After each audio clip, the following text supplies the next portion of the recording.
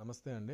So, ఇవాళ ఈ వీడియోలో మీకు అఫీషియల్ బిజినెస్ వాట్సాప్ ఏపీఐ ఎలా వాడుకోవచ్చు, ఎలా వాడుతున్నారు చాలామంది అనేది నేను మీకు చూపిస్తున్నానండి ఇక్కడ ఎగ్జాంపుల్‌తో.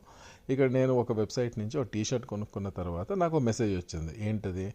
అంటే మీరు ఈ ప్రోడక్ట్ గురించి మీరు హ్యాపీగా ఉన్నారా? మీరు సాటిస్ఫైడ్ అయ్యారా? ఆర్ లేకపోతే మీరు డిసప్పాయింట్ అయ్యారా అని. సో, దాన్ని బట్టి మనం ఏదైతే మనం ఆన్సర్ చేస్తామో వీళ్ళకి, ఆ ఆన్సర్‌ని బట్టి మనకు ఇంకో క్వెషన్ వస్తదనమాట. ఆ క్వెషన్‌ని మళ్ళీ మనం ఆన్సర్ చేస్తే ఇంకో క్వెషన్ వస్తది. సో, బేసికల్లీ ఏంటి అంటే దే ఆర్ ట్రైయింగ్ టు ఒక ఎంగేజ్మెంట్ ఒక కస్టమర్తో పెట్టుకొని కస్టమర్ డిస్సాటిస్ఫైడ్ ఉన్నారా, సాటిస్ఫైడ్ ఉన్నారా అనే దానిపైన వాళ్ళు అనాలిసిస్ చేసుకుంటారు. అదే కాదు, ఈవెన్ ఫర్ ఎగ్జాంపుల్ మీరు కొత్త ప్రోడక్ట్ లాంచ్ చేయాలనుకుంటున్నారు అనుకోండి, వాట్సాప్ బిజినెస్ ఏపీఐ వాడుకోవచ్చు.